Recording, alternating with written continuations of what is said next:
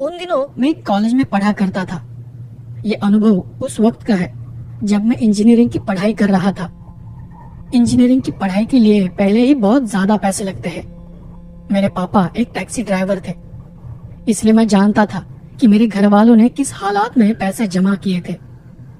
आखिरकार मैंने अपने खर्चे निकालने के लिए पार्ट टाइम जॉब करने के बारे में सोचा कि टैक्सी चलाना तो मैं जानता हूँ, तो क्यों ना रात में टैक्सी चलाकर थोड़े पैसे कमा लूं, इससे मेरा खर्चा भी निकल जाएगा। लेकिन दिन भर कॉलेज के बाद टैक्सी चलाना इतना आसान काम नहीं था। पर फिर भी मैंने रात में टैक्सी चलाने का फैसला किया। मैं जिनके घर मेस का खाना खाने जाता था वो अंकल खुद ही टैक्सी चलाते थे, तो इसलिए मैंने उनसे बात कर ली। वो दिन भर टैक्सी चलाते थे और मैं रात में। मुझे अब भी वो दिन ठीक से याद है। 2 अक्टूबर, कॉलेज की छुट्टी थी।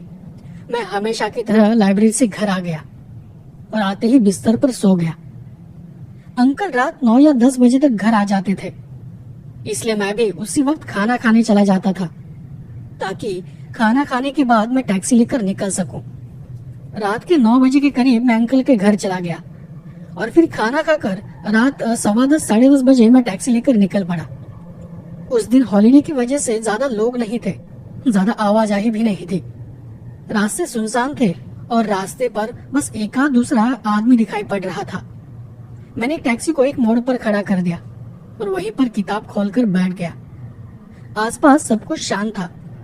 किताब पढ़ते हुए मुझे नींद आने लगी थी। बैठे बैठे ही मैं झपकियां लेने लगा था कि तभी किसी ने आकर टैक्सी का कांच बजाया। मैंने देखा तो वो एक बूढ़ा आदमी था।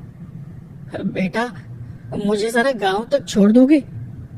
वो जिस गांव के बारे में बात कर रहे थे मैं जानता था कि वो वहां से कम 15 से 18 किलोमीटर दूर है और अंदर भी गांव तक जाने वाला रास्ता भी बहुत सुनसान है। तो जाने के लिए मैं चला भी जाता, लेकिन अकेले वापस भी आना था, तो ऐसे रास्तों से जाना मैं अवॉइड ही करता था। ऊपर से ऐसे इलाकों में रिटर्न पैसेंजर मिलना भी मुश्किल होता है। कई दिनों से टैक्सी चलाने की वजह से मैं इतना तो जान चुका था कि रात 11 बजे के बाद कोई भी टैक्सी ड्राइवर उस तरफ नहीं जाता है। इसलिए मैंने भी बाबा को ना कहा और कहा कि मैं नया हूँ, इसलिए मैं इतनी दूर नहीं जाना चाहता। तो उन्होंने कहा, बेटा तुम चाहो तो मैं तुम्हें 2 गुना 3 गुना पैसे दे दूंगा, लेकिन मुझे घर तक छोड़ दो।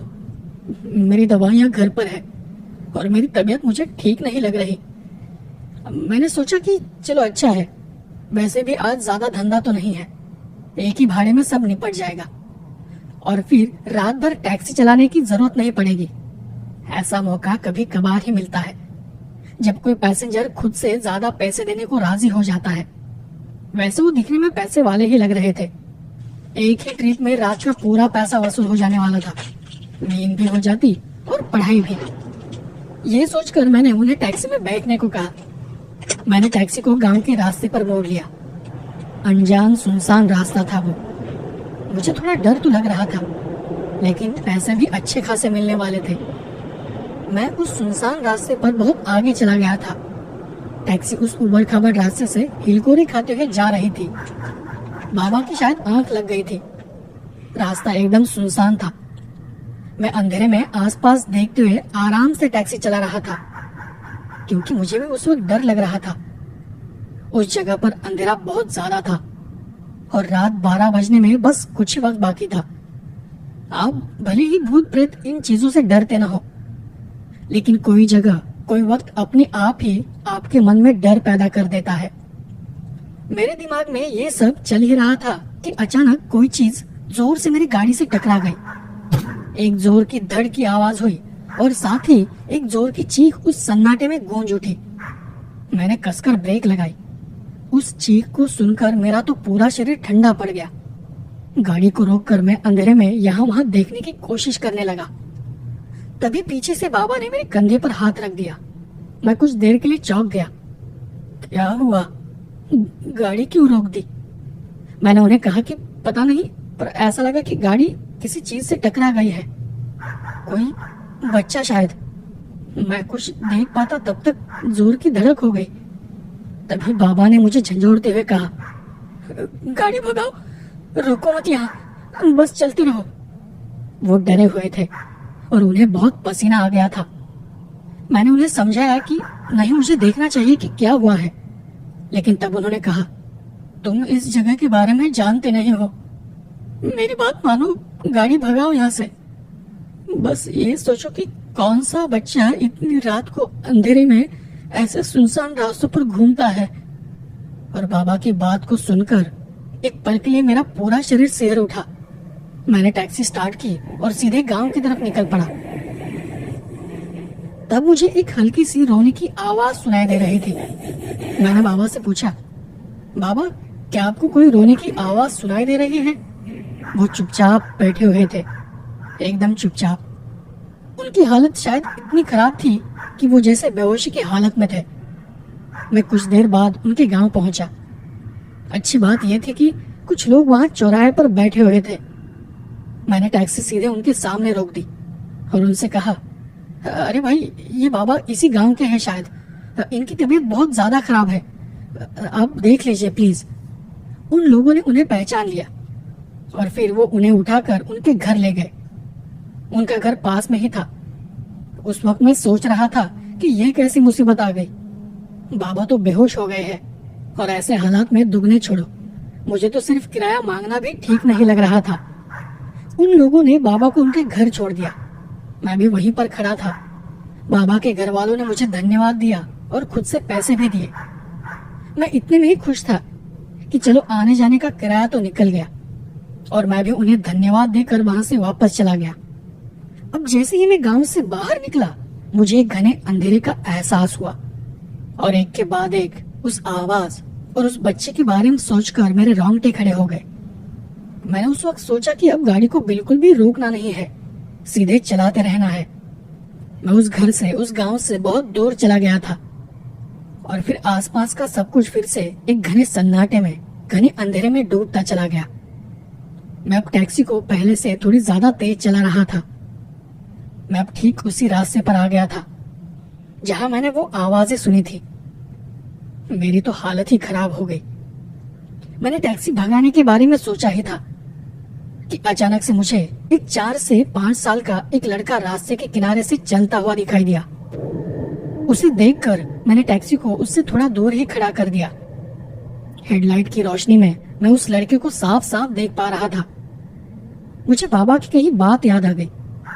बस ये सोचो कि कौन सा बच्चा इतनी रात को अंधेरे में ऐसे सुनसान रास्तों पर घूमता है।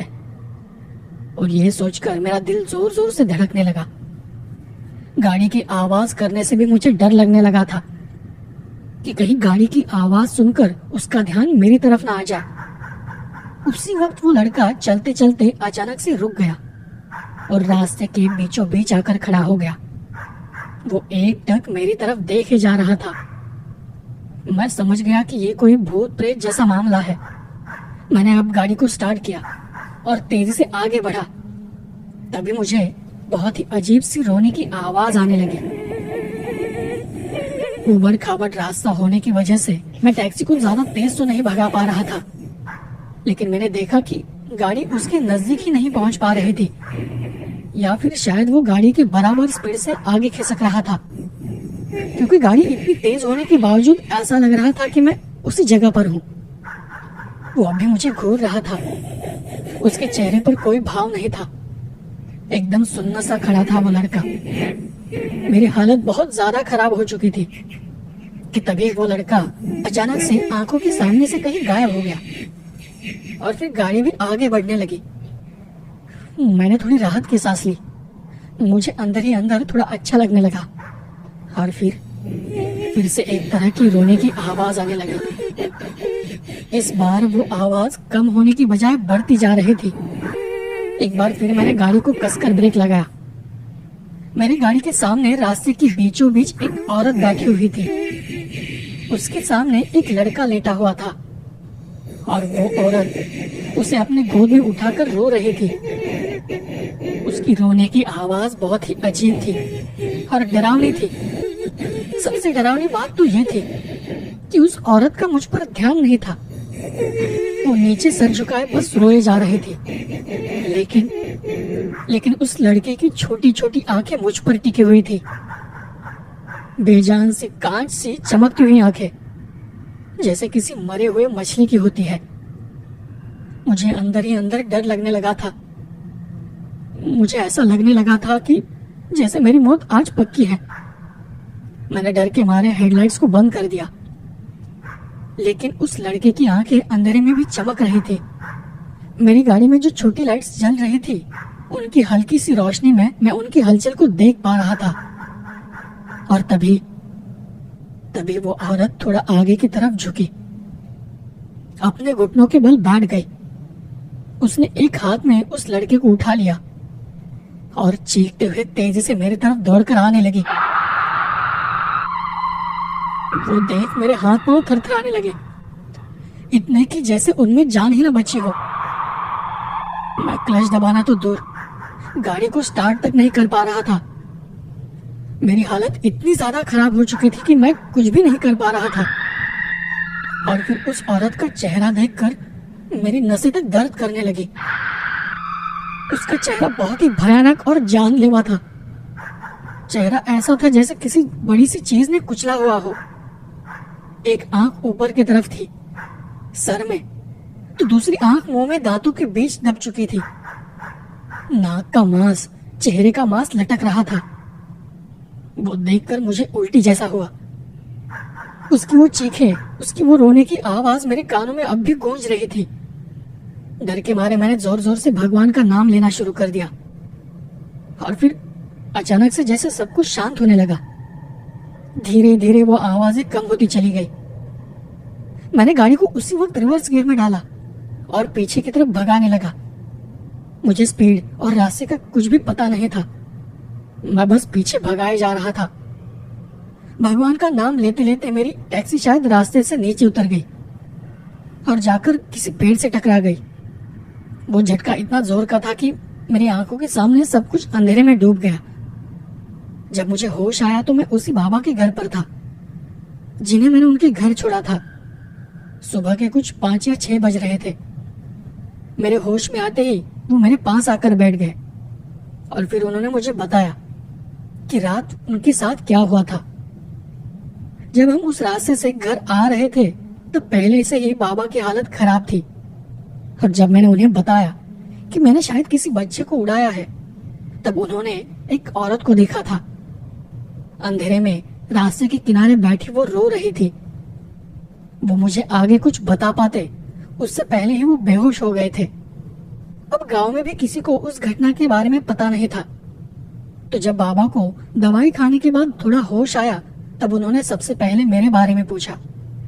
और जब उन्हें पता चला कि मैं उन्हें छोड़कर वापस चला गया हूँ, तब उन्होंने अपने गांव के कुछ लोगों को मुझे ढूंढने के लिए मेरे पीछे भेज दिया। कुछ आधे घंटे बाद वो मुझे ढूंढने में सफल हुए। मैं उन्हें एक गड्ढे में पड़ा हुआ मिला। गाड़ी भी टकरा कर गाड़ी की कांच टूट गई थी। और फिर वो सभी लोग मुझे उठाकर घर लेकर आ गए।